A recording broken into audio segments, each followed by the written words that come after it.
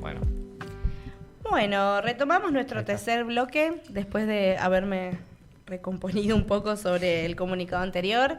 Me parecía muy importante poder bajar una información que por lo menos a mí me atraviesa de una manera muy especial y muy sensible, y no quería dejar pasar la oportunidad tampoco de este lugar de comunicadora y de aprovechar también el espacio. En los últimos años, las apuestas deportivas han ganado una enorme presencia en nuestra vida cotidiana y las vemos en publicidades, transmisiones deportivas, redes sociales, incluso asociadas a clubes y a figuras muy reconocidas del deporte. Sin embargo, detrás de este fenómeno también surgen interrogantes importantes sobre los efectos, y especialmente en adolescentes, jóvenes deportistas y personas que pueden desarrollar conductas de riesgo vinculadas al juego. También hablamos de los consumos problemáticos que esto pudiera estar ocasionando o que pudiera estar ligado cuando pensamos en el deporte. Para reflexionar sobre esta realidad, hoy nos va a acompañar el licenciado Marcos Martínez, quien es psicólogo, que viene de la provincia de Neuquén, también representante del Colegio de Psicólogos Actual, y vamos a poner un poco sobre la mesa todo lo relacionado a esto. Hola Marcos, ¿cómo estás? Hola, buenas tardes. Si venías hace 15 minutos, ibas a encontrar una versión de mí totalmente distinta. En estos últimos años, pensando en esto que mencionábamos recién, ¿no? De las apuestas online y cómo esto fue creciendo con el tiempo. ¿Qué relación observás como terapeuta entre el consumo sobre las distintas plataformas y el trastorno que ligado a esto involucra, ¿no? De la obsesividad y la compulsión en sí? Bueno, para empezar hay que tener en cuenta algo. En sí, todo lo que tiene que ver con redes sociales, los algoritmos, las pantallas, están hechos de tal manera que genere conductas compulsivas y adictivas. Uh-huh. ¿Bien? Y por otro lado tenemos todos los nuevos fenómenos que tienen que ver con las apuestas online, que sobre todo han empezado a afectar a adolescentes y adultos jóvenes. Bien. Entonces vamos por partes, ¿no? Los algoritmos. Hace ya bastante tiempo, hace un tiempo largo, se le hizo una entrevista al CEO de Netflix, si no me equivoco, y se le preguntó, bueno, ¿usted contra quién compite? ¿Y qué dijo el caballero? Dijo, bueno, yo en realidad compito contra las horas de sueño de la gente. ¿Bien? ¿Qué estaba queriendo decir? Detrás de fondo está esta cuestión de que todas las plataformas que empezaron, sobre todo con las plataformas de streaming de Netflix y todo eso, empezaron a configurarse de una manera que cada vez captara más tu atención. Bien, entonces, ¿qué empieza a pasar? Empieza cada vez a captar más tu atención y vos terminás teniendo cada vez mayor consumo, ¿no? Empezás cada vez a consumir más y estar más pendiente de las pantallas. La necesidad, ¿no? De actualizarme y no perderme nada de lo que surge. El famoso FOMO. Sí, totalmente. Y en cuanto a esa necesidad de estar todo el tiempo en sintonía con lo que pasa, obviamente eso empieza a llevarnos a decidir consumir ciertas sustancias que nos permitan estar activos ante eso. ¿Cómo podríamos hablar de que esto comienza a ser también un indicador de alerta? ¿Cuáles son esos primeros pasos que suelen existir cuando aparece la interrogante en qué me puede servir para sostenerme despierto todas estas horas? Bueno, algo que quizás pasa bastante debajo del radar es, esto pasa mucho en lo que son, cuando vos estás en tu época de estudiante, el uso de energizantes, Monster, todo ese tipo de cosas. Después hay una cuestión muy cultural, que tiene que ver con el comercio de vos consumí esto que te va a servir para esto. Eso empezó a ser como cada vez más masivo. La famosa pastilla que te ayuda a estudiar y a mantenerte despierto. De todo tipo. Primero empezó, no sé, con proteína, con lo que sea, pero después empezamos con el tema de energizante. Bien. Bien. Y eso ya es hace bastante tiempo, digamos, ¿no? Por eso las compañías no me sale el nombre, ¿no? Pero las compañías que venden todas esas bebidas energéticas empezaron a promocionar mucho lo que son deportes de tipo de riesgo, ese tipo de cosas, se empezaron a meter ahí y te empezaron, digamos, como a transmitir esa info. Ok, bien. Y hablamos, ¿no?, de que en pensar en eventos deportivos y en estas plataformas nos pueden empezar a llevar a estas obsesiones y compulsiones del consumo constante de la plataforma, y eso está ligado o no está asociado al consumo problemático como tal de sustancias. O sea, va de la mano, no siempre. Bien, eso es una buena pregunta. Se mezclan varias cosas ahí. Uh-huh. Primero, cuando hablamos de sustancias, tenemos dos grandes tipos de consumos problemáticos. Las sustancias y conductuales. Uh-huh. Esto que yo hablé de las pantallas y las redes sociales tiene que ver con los consumos problemáticos conductuales. Y después tenemos a sustancias. ¿Qué se da en la época de los mundiales? Bien. Hay otro fenómeno que no he escuchado que se habla mucho, que sucede, que son las apuestas online ligadas, digamos, a eventos. Ok. Bien, o sea, va a ganar va a ganar este otro, van a poner a este jugador. Eso, digamos, y de una manera muy sencilla, cada vez más sencilla digamos, de hacer. Uno paga, tiene asociada la tarjeta, o cada vez tenés formas más accesibles. Eso por un lado. Después tenés como se da época de mundial, tenés una retroalimentación todo el tiempo sobre esto. Y aparecen las propagandas, ¿no? Sobre diferentes cuestiones. Pero las plataformas online de los casinos online están empezando a poner mucho, pero mucho dinero, se lo ven influencers, en un montón de cosas, y te llega sobre todo por pantallas y redes sociales. Eso por un lado. Ahora, vamos con el tema de sustancias. ¿Qué se da con la sustancia? Vamos a imaginar una situación, yo estoy con mis amigos, ¿no? Uh-huh. Estoy tomando cerveza, me tomo 1, 2, 3, 4, viene el entretiempo. Sí. ¿No? Yo tengo accesibilidad, yo soy de meterme, de jugar a juegos tipo FIFA y eso online. Tengo mi casino online cada tanto. Empezamos a hablar del tema y demás. Estoy haciendo ruiditos. Sí, se escucha por el micrófono. No me escucho. Bueno, sí. Esos ruidos lo hizo el mago. Bueno, vamos entonces al punto. Cuando vos tomas alcohol, uno de los efectos que vos tenés, digo alcohol, pero otras sustancias también, hay una desinhibición frontotemporal. Okay. O sea, dicho en criollo, cuando tomamos alcohol, hay una parte de nuestro cerebro que se relaja, que es la parte que tiene que ver con tomar decisiones, con contenernos, con manejar la impulsividad. El famoso te relaja. Él te relaja, pero te relaja mal. De billetera, te relaja de malas decisiones, todo esto. Okay. Y eso, digamos, favorece esto. Bien. Tenemos muy naturalizado que en realidad el consumo de sustancias no está tan mal visto, porque en los deportes locales es con lo que más se lucra a la hora de juntar fondos, de generar ingresos para los clubes deportivos, etcétera. ¿Dónde puede estar la delgada línea en la que deberíamos tomar más conciencia respecto a la sustancia cuando la asociamos con el deporte en sí? En sí hay toda una campaña de marketing muy grande detrás de mundial. ¿Qué hacemos en el mundial? Nos juntamos a ver con otro. ¿Qué hacemos? ¿Quién es el sponsor oficial, digamos, de la selección argentina? Quilmes. ¿Quién tenía las propagandas más icónicas? Las cerveceras, ¿no? Antes, hace mucho tiempo, no eran las cerveceras, eran las bebidas gaseosas. Claro. Pero bueno, entonces el alcohol empezó a ser cada vez más promovido y cada vez más aceptado y asociado a momentos de encuentro y de relax. Entonces, bueno, ¿nos juntamos a ver un mundial? Sí. Bueno, ¿qué llevo? Y llevó cerveza, llevó birra, llevó esto, sobre todo cerveza, ¿no? Después, bueno, tenemos otras bebidas, pero se ha hecho mucha promoción sobre eso. Sí, y pienso en cómo también como sociedad hoy preguntarle a cualquier persona si la cerveza es una sustancia adictiva, todo el mundo te dice no, pero hay que tener cuidado. Como que no lo asocian al mismo nivel tal vez, que inclusive hoy se está perdiendo, la conciencia sobre la marihuana, cocaína, etcétera. Como que está mucho más asociada al no pasa nada, yo lo controlo, pero que también en los eventos deportivos es lo que más genera desastre y caos por el consumo masivo que tienen este tipo de sustancias. Y pensando en esto, ¿qué sugerencias podríamos tener en cuenta ahora en pos de prepararnos para el Mundial?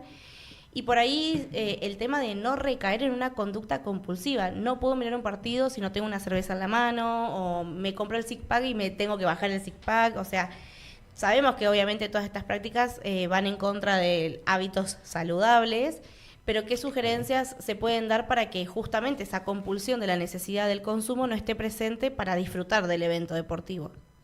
Bueno, primero hay que hacer una reeducación social en general de, bueno, a ver, ¿qué es para nosotros el disfrute? ¿No? Cuando nos juntamos a disfrutar. Necesariamente tengo que beber. Si todo el mundo bebe, yo debería beber. Eso por un lado, ¿no?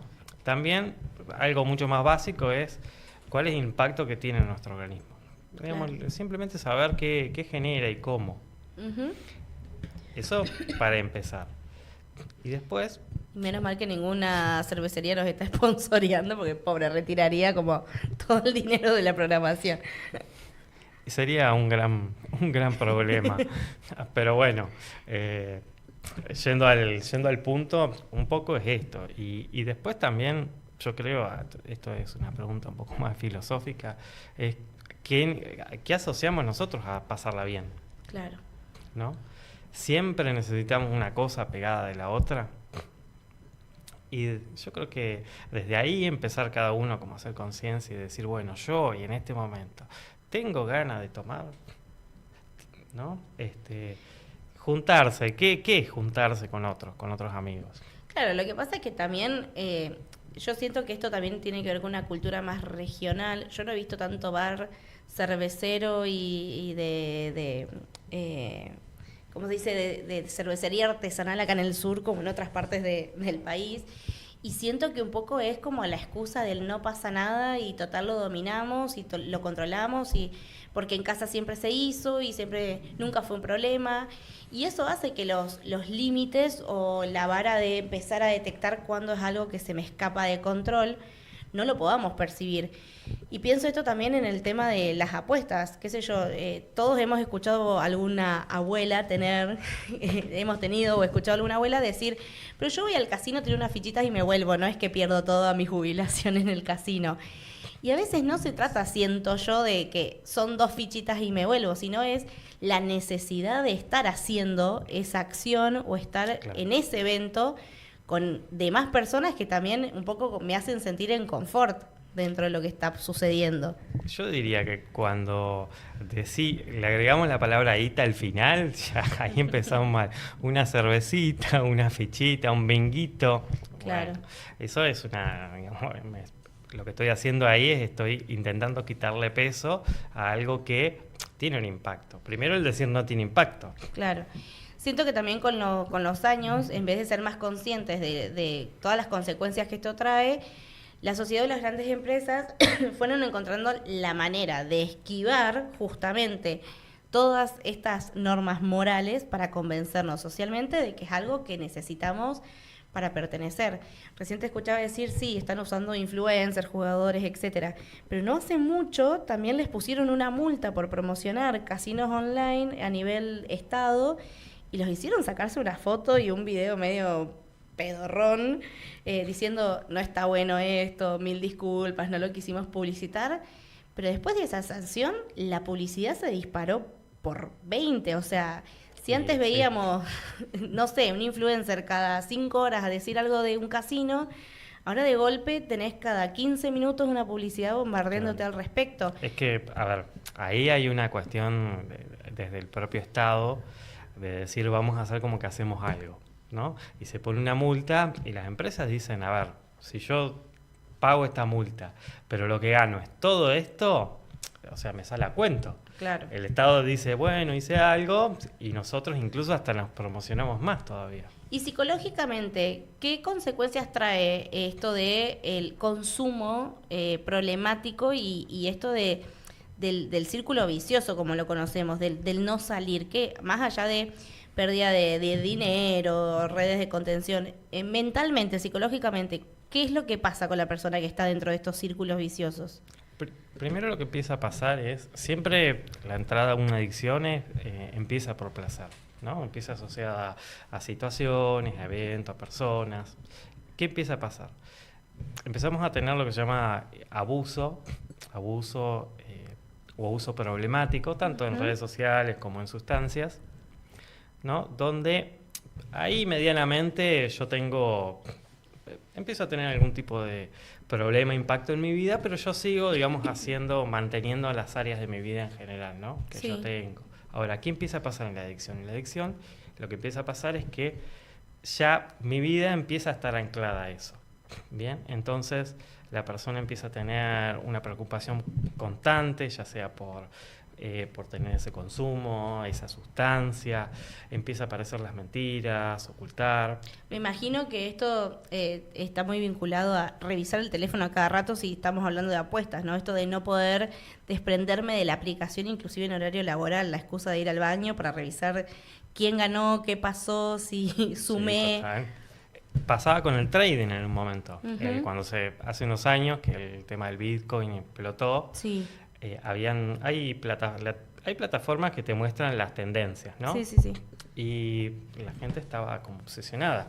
Yo he tenido pacientes que... Y es que en pandemia eso fue como el tema en boca de todo el mundo porque no había mucha ganancia económica y el Bitcoin te ofrecía como salir de tus problemas porque vos ibas a multiplicar millonada entrando en... Era como la nueva fiebre del oro, una cosa así. Tal cual. Entonces me decías recién, ¿no? Esta cuestión de anclarse a eso, las mentiras, el empezar como en la consulta cotidiana. ¿Qué más puede pasar a nivel psicológico? Vamos a nivel psicológico, ¿no? Lo que le empieza a pasar a la persona es que empieza a perder el control. Necesita consumir eso o realizar esa actividad porque si no le agarra empieza a tomarle una ansiedad importante. Okay. Hay algo que se llama craving. El craving es una sensación, una ansiedad que te impulsa a hacer algo. Muchas veces está disparado también, hay una retroalimentación. Por ejemplo, cuando vos vas al casino, las maquinitas tiran un sonidito. Sí. Ese sonidito, cuando empezás a jugar, empieza a emitir sonidos, que esos sonidos son similares, pero de menor intensidad, a cuando vos ganás. ¿Bien? Okay. Y eso lo podemos ver en un montón en las propagandas, ¿no? Está todo diseñado como para, digamos, estimularte. Y entonces, el famoso se me hace agua a la boca, claro. Eso sería un craving natural. Ok. ¿No? Bien. Lo que pasa es que eso te empieza a impulsar a tener una conducta. ¿Qué empieza a pasar después? Empieza a pasar esta cosa que es muy paradójica, que es, yo sé que me hace mal, no puedo parar, me da culpa, pero mientras estoy realizando la actividad hay un alivio. Ok. ¿No? Pero cuando termina ese alivio, aparece una sensación de culpa y no puedo parar. Pueden aparecer los autoengaños de, bueno, listo, hasta acá me sacié y ahora me pongo las pilas, ¿no? Puede pasar eso. Ahora la persona empieza cada vez a estar más en ese círculo vicioso. ¿Por qué? Porque empieza a ser un regulador emocional. Ya no tanto siento tensión, digamos, de mi vida cotidiana, me pasan cosas y eso me calma, sino más bien empieza a pasar lo contrario. Claro. Yo estoy todo el tiempo en una sensación fea y eso me alivia un poquito. Ahí está la dependencia. Ok, bien. Teniendo en cuenta todo esto también, pensar en que ya inclusive ir al casino no es una necesidad, porque hoy tenés las famosas, no sé cómo se llaman, vendedoras, ¿no? ¿Cómo le dicen a las chicas que te venden fichitas para jugar por WhatsApp? O sea, vos le transferís. Nunca lo vi. No sí, las publicidades en todos los grupos de WhatsApp, no. Esto de que yo soy tu facilitadora, vos me depositas a mi Mercado Pago, yo te cargo las fichas que vos necesitas en la plataforma y vos jugás y después para retirarme decís cuánto es y yo te devuelvo la plata ganada, ¿no? Pienso que esto lleva a un montón de avances dentro de lo que es la tecnología para obtener estas recompensas rápidas y accesos de manera constante, solamente partiendo de la base del teléfono, ¿no? De un celular. ¿Cómo impactan estos avances tecnológicos en esta época y qué precauciones deberíamos tener en pos acercarnos al Mundial? Porque ahora el Mundial va a ser uno de los eventos masivos más grandes con los que nos vamos a confrontar, paradójicamente relacionado a todo este movimiento de las apuestas online que están aconteciendo. Bien, acá hay algo que me olvidé de mencionar que es muy importante, que es el mecanismo detrás de la adicción. ¿Cómo funciona? Voy a intentar ser breve. En general, la recompensa, cuanto es más inmediata, termina siendo más adictiva. Bien, entonces, por ejemplo, yo hago una apuesta y recibo una recompensa. ¿Bien? En realidad puede que no tenga la recompensa, tengo la ilusión de la recompensa. ¿Qué pasa con el celular? Antes yo tenía que ir al casino, Sí. ¿no es cierto? O tenía que ir al kiosco para comprar las raspaditas. Sí. Bien. Ahora yo en el celular puedo asociar mi tarjeta, ¿no es cierto? Y mediante asociar mi tarjeta, utilizar medios electrónicos y es automático. Incluso yo me meto en Mercado Pago, pido un crédito y puedo, digamos, enseguida hacer hacer una transacción y cada vez eso va siendo más sencillo y más fácil, ¿no? De hecho, a ver, hasta Mercado Libre ha facilitado su sistema para que vos puedas comprar cosas en el momento ya. Ya no te pide más la clave de seguridad. Y por algo es que las cosas, cada vez Mercado Libre se encarga de intentar que te llegue más rápido las cosas. Claro. ¿No? Entonces, Mercado Libre igual queremos que nos sponsore. sí, Mercado Libre. Gracias Mercado Libre por abaratar los precios. Pero bueno, todo esto obviamente es industria del marketing que nos va a hacer en algún punto que el consumo aumente. Esto de las apuestas, ¿no? Uno siempre siente que tiene como el beneficio de, no sé, la suerte de tu primera jugada. La ilusión de control. Se llama sesgo cognitivo. Exacto. Pero no va a pelear a todo de la misma manera. Pero hay dos sesgos. Uno se llama la ilusión del control. Yo apuesto y no me salió. Pero creo que quizás en la próxima o quizás haciendo un ritual podré ganar. Otra es el costo hundido. Yo apuesto una vez, 2, 3, 4 y creo que me voy acercando más. Eso pasa con las maquinitas.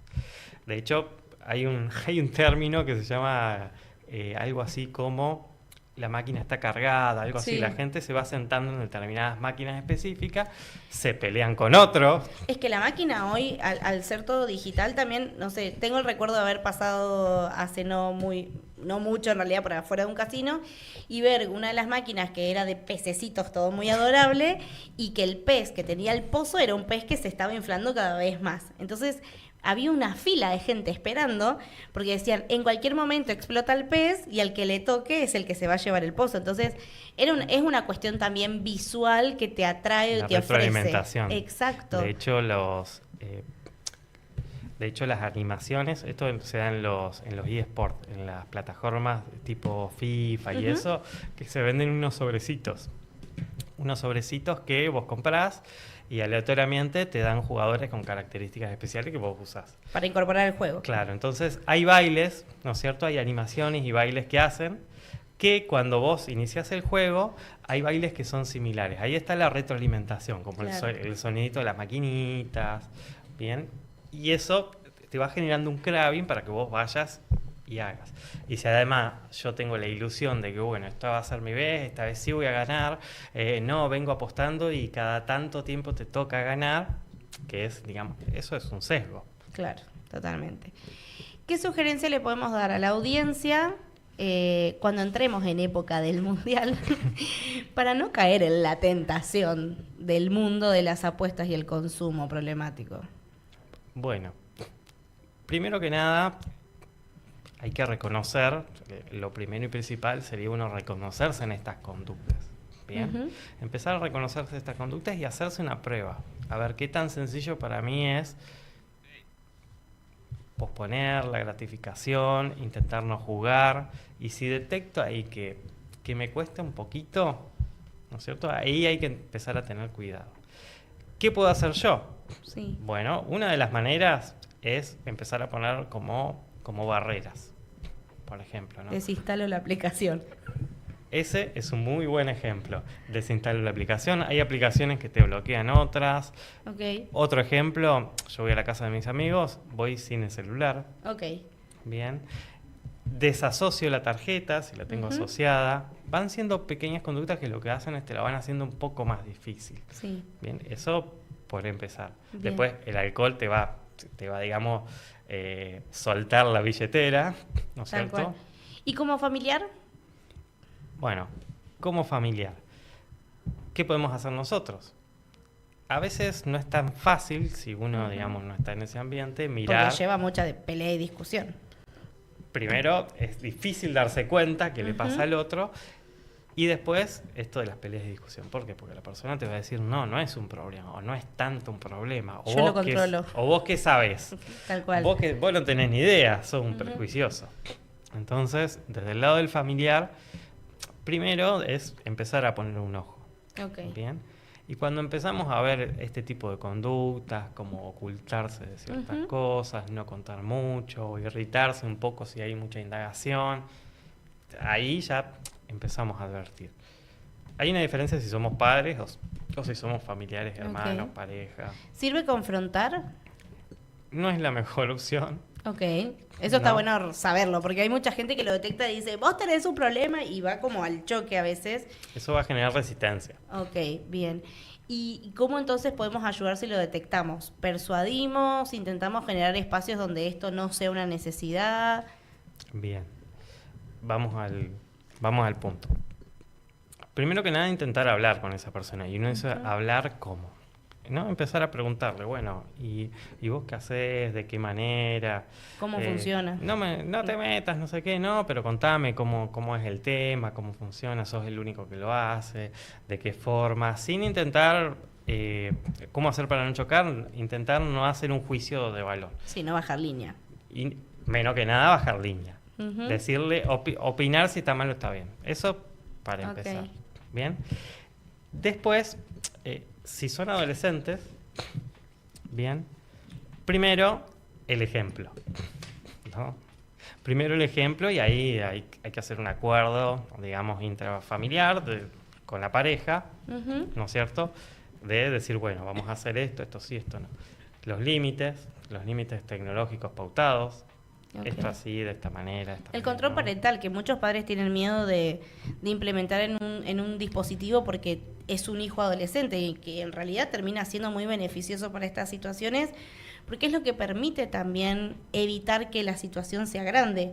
Eh, y esto que mencionabas recién, ¿no? Ponerle la barrera para que sea más difícil. Claro, si somos adultos quizás nos es más sencillo. Hay que entender que el adolescente todavía está en desarrollo. Ujú. Entonces todos estos límites inhibitorios es más difícil. Además, el adolescente es un nativo digital, ¿no? ¿Qué quiere Ok. decir?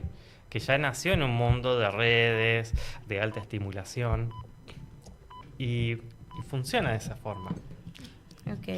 Otras cuestiones que podemos hacer con el adolescente es estas actividades, por ejemplo, si tiene que ver con juegos que están relacionados al fútbol, intentar sumar actividades que sean incompatibles pero valiosas. ¿A qué me refiero? Bueno, a vos te gusta jugar con el FIFA online y empezás a tener un gambling, o sea, a hacer esto de comprar los sobres que se venden. Ujú.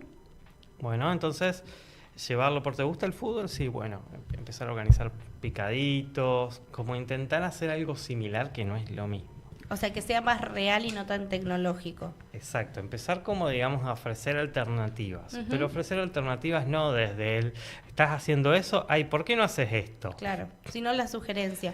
¿En la zona tenemos algún tipo de dispositivo que acompañe personas con ludopatía o con la cuestión del consumo problemático de sustancias?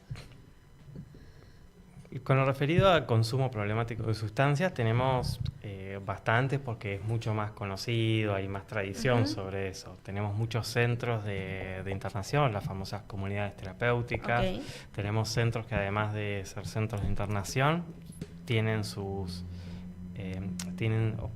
sistemas ambulatorios. Ok. Bien. Con respecto a lo que ya es conductas problemáticas, algunas de esas organizaciones, algunas de esas mismas organizaciones tienen digamos, sus grupos que integran. Hay clínicas también Ok. que ¿Y lo dónde trabajan. podemos encontrar información sobre eso? Sí, en internet o hay alguna plataforma. ¿El Colegio de Psicólogos de Neuquén tiene como algún tipo de información al respecto que ofrecen sus redes? Bueno, el Colegio de Psicólogos de Neuquén va a implementar un recursero, Ujú. ¿no? Que tiene toda esta información. Bien. Eh, el Colegio de Psicólogos además tiene una subcomisión de consumos problemáticos. Ujú. En Neuquén tenemos el Instituto de Juegos de Azar, el Bien. IJAN, Ujú. bien, que también se puede recurrir. Ok. Bien.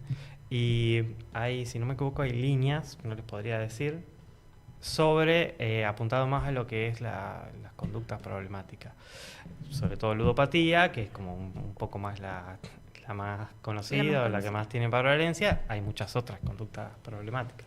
Bien, es un tema realmente muy interesante, muy amplio también para abordar, así que seguramente en un próximo encuentro empecemos a desarrollar más al respecto, porque sabemos que en la zona en la que vivimos hay mucha necesidad de información y también estamos conviviendo con problemáticas cada vez más grandes al respecto sobre el consumo no solamente de sustancias, sino también tecnológico y todo lo que tiene que ver con las apuestas y con las conductas problemáticas como tal.